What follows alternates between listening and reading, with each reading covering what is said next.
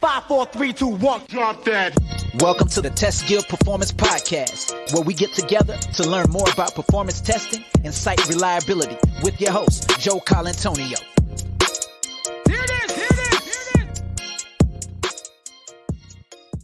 Hey, it's Joe, and welcome to the first ever episode of the Test Guild Performance Podcast. Hopefully you had a chance to listen to the pre-show earlier that explains why I started the show. So for the first guest for the first ever Test Guild Performance Podcast, I thought I'd pay tribute to some of the folks that have inspired me over the past, especially in performance testing. So one podcast I listen to all the time dedicated to performance testing is Perf Bites. So James Pulley, Mark Tomlinson, some of the folks that really have inspired me with performance testing and some of the reasons why I started this podcast. And also Leandro Melendez, who is part of the Perf Bites family. So in this episode, we're going to be speaking with Leandro all about his framework, Integrated Performance Assurance, which includes actionable suggestions and practices you can implement in your projects. So listen up and discover several performance practices you can integrate into your solution right away to help you with your performance testing efforts. Let me know what you think of this episode and how you want to see future episodes of the direction of this podcast. You can always send me an email at joe@testguild.com. Let's face it, performance testing is tough. Traditional load testing tools create scripts that are bogged down in data, that's hard to read, and require a lot of work, even for simple playback. Load Ninja cuts out the dirty work by using AI to inspect and debug your code almost instantly. No coding necessary. No changing of hands or relays between teams either. Give it a shot. It's free and easy to try. Head on over to testguild.com/smartbear and click on the link to learn more. Hey, Leandro, welcome to the Guild. Hey, Joe. Thank you for having me. It's such a pleasure. It's great to have you as one of the first guests ever on the podcast. So really excited to have you. I really am inspired by what you've been doing for Perf Bites and what you've been doing in the community, especially in the Spanish community, I guess. You've been really spreading the word beyond English, which I think is really cool. But today, I'd like to talk all about your framework you showed at the last Perf Guild on the Integrated Performance Assurance Framework. But before we get into it, Leandro, people I don't know, can you tell us a little bit more about yourself? Sure. Well, first of all, I have been around IT for the last 20 years. And out of those, the last 10, I have been involved in performance testing, learning a lot, growing a little bit, hopefully.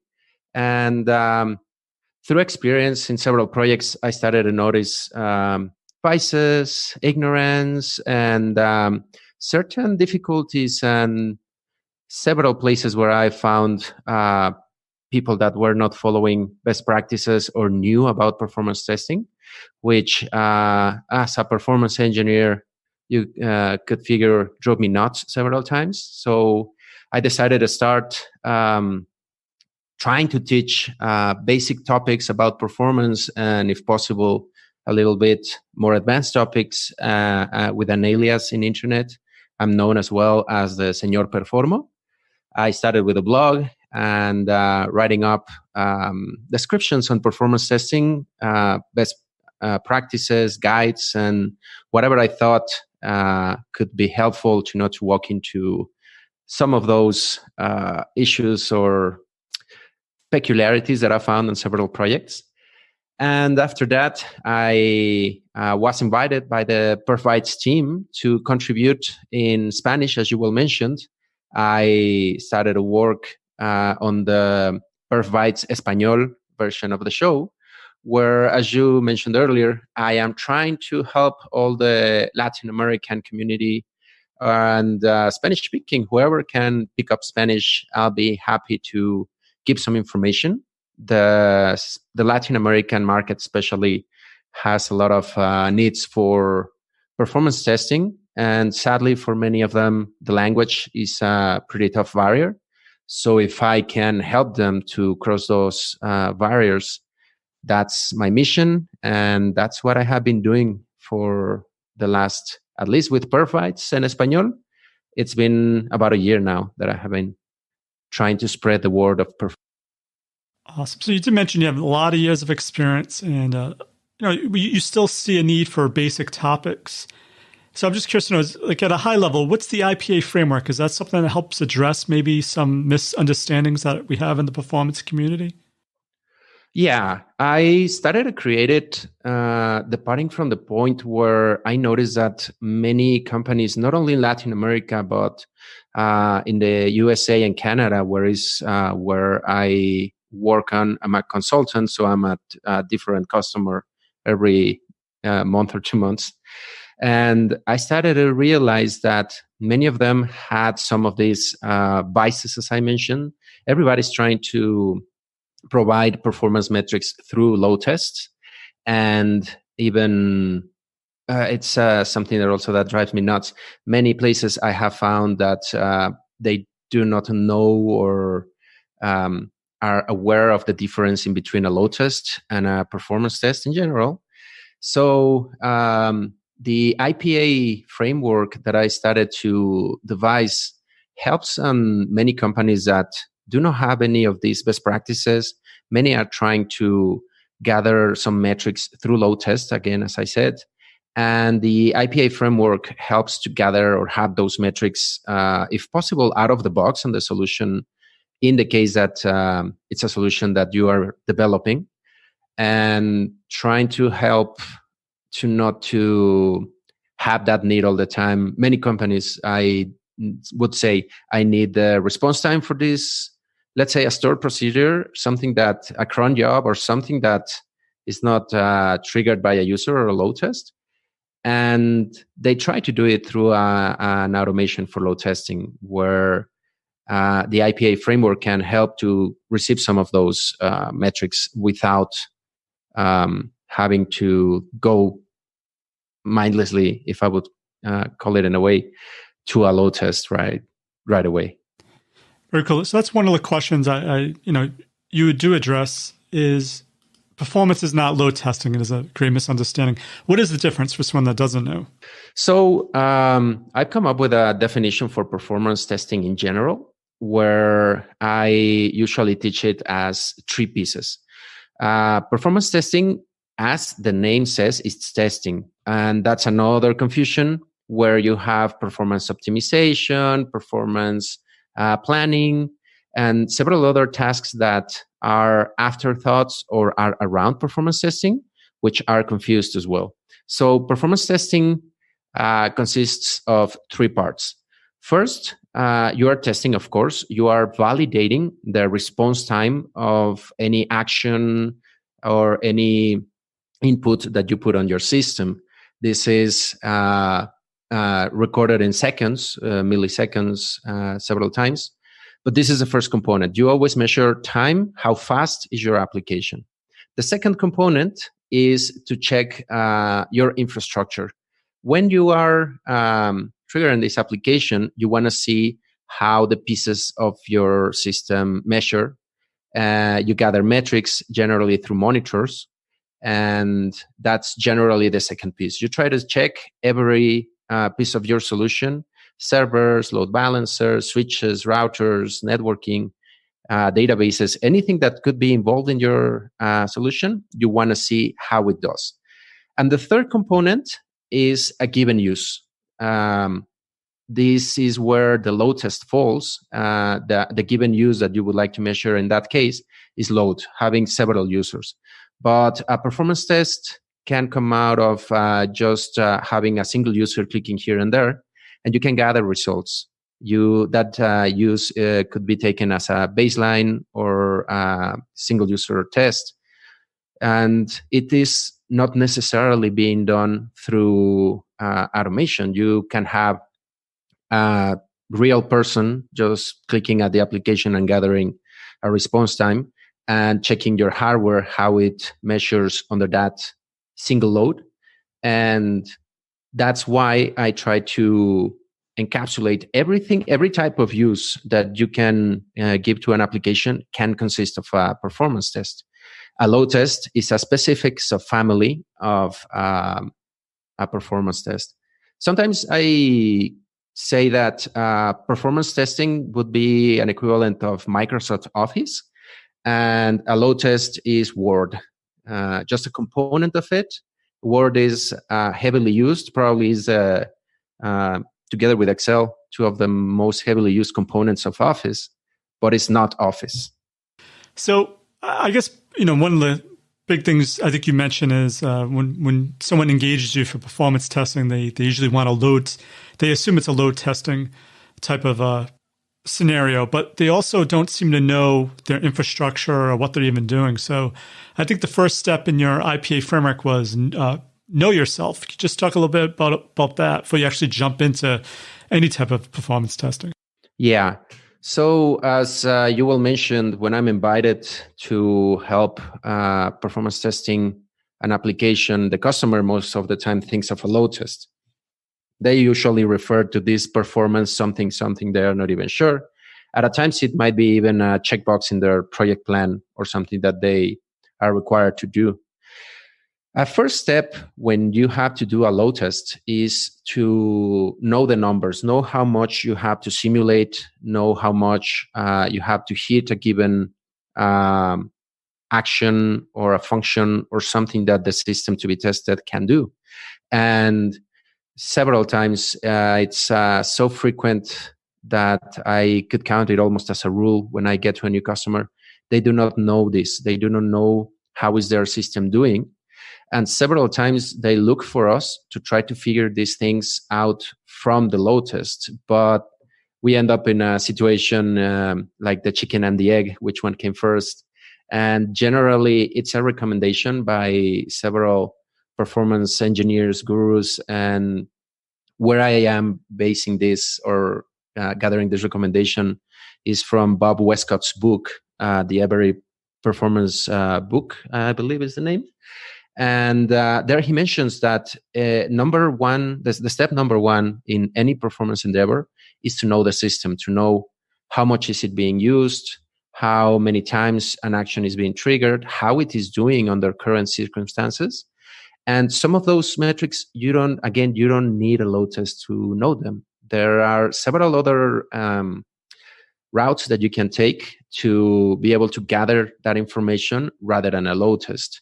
And on top of that, load test gives you many times the response time from a client side perspective. So you don't have the best metrics when you try to gather some of those through just a script in a load test. It's better to know it from the server, what is happening.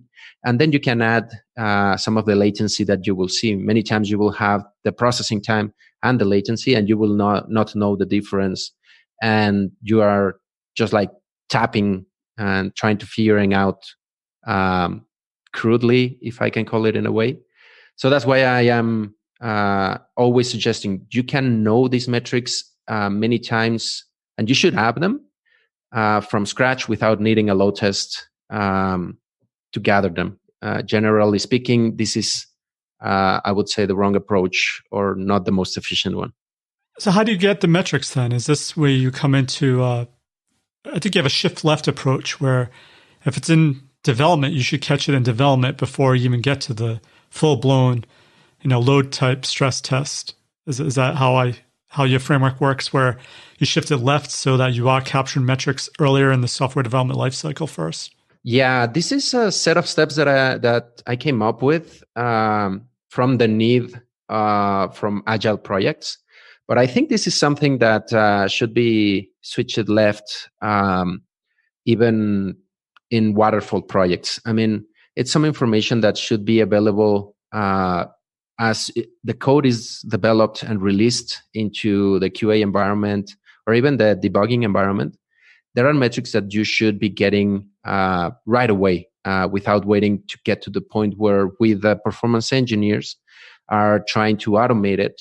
And many times I have been in projects where I get to the phase where supposedly all the previous testing has been passed and has been done. And I start to automate and find processes that are considerably slow, just manually. And I get to a point where, hey, how is it possible that this process made it to this point, that it passed unit user acceptance, functional, several levels of testing, and no one ever raised the question like, this is slow, and I'm the only person running it. So that's why I started to figure things out and trying to mitigate, because again, for most of the industry, performance testing is a low test, but to me, it's an incremental quality assurance process where the point is to decrease the risk of having something slow or breaking your system. If you start checking that first at a unit testing level and check that the process or your function, your method is not slow, you are passing the first gateway of quality in terms of performance, to call it in a way. But the point here is, how can I know that? And I started to think about it. How can a developer, which is most of the time not so interested in knowing, they just want the whatever they are programming to work. Sadly, they are under pressure and they have other requirements. So how can they have that quality gate right away? Even just checking in the code, it should be possible for them to tell, I'm checking in code that performs well, that runs fast, and probably even run.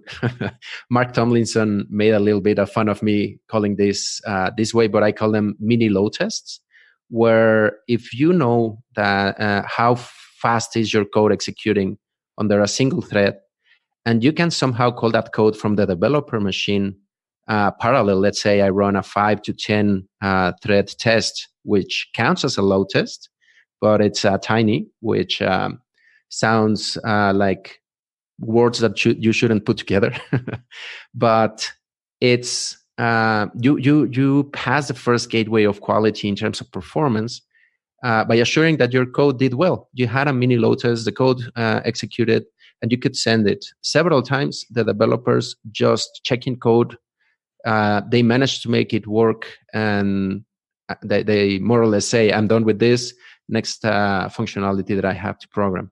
So the IPA framework that I worked on helps a little bit to, at least on the first step, for them to be aware of that quality gate or even requirement in the phase, gathering requirements for an agile team.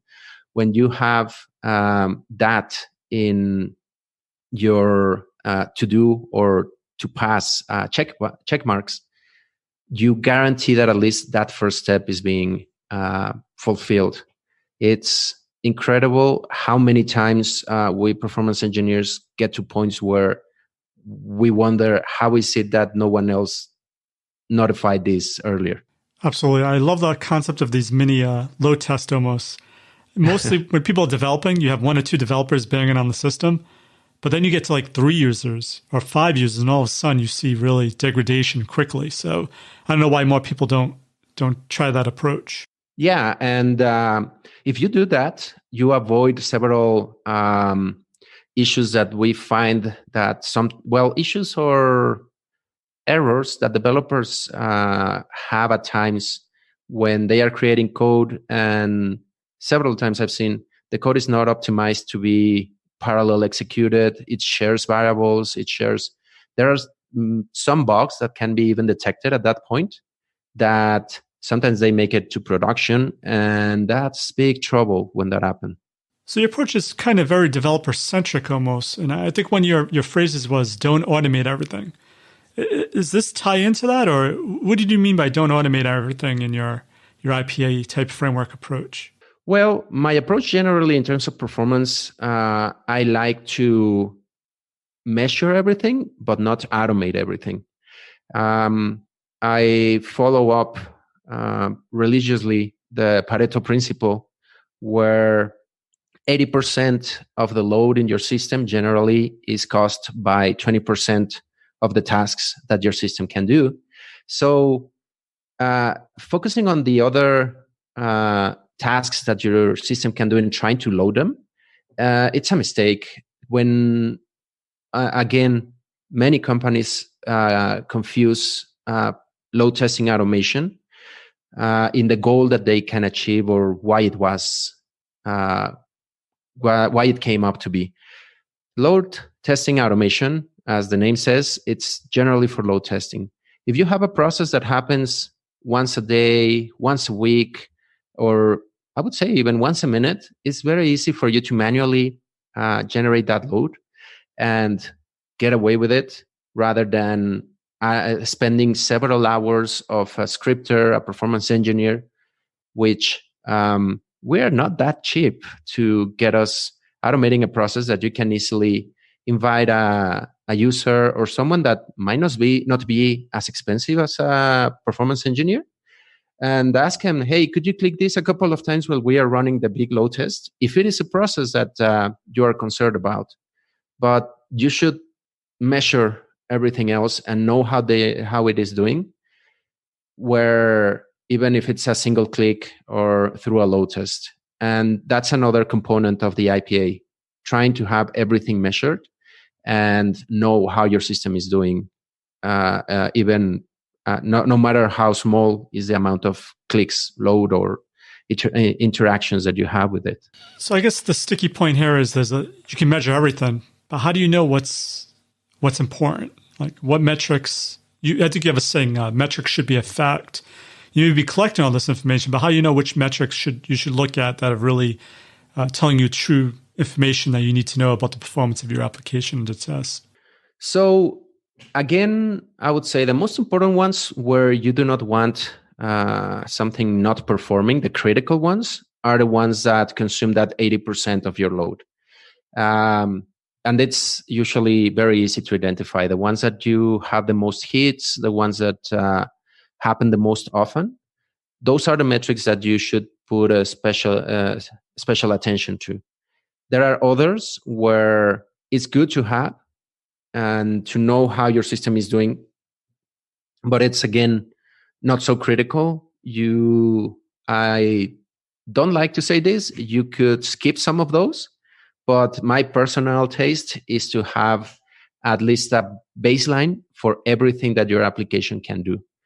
Through the framework that I proposed, the IPA framework, you can activate and deactivate some of this based on the importance of each one of the actions that can happen in your environment.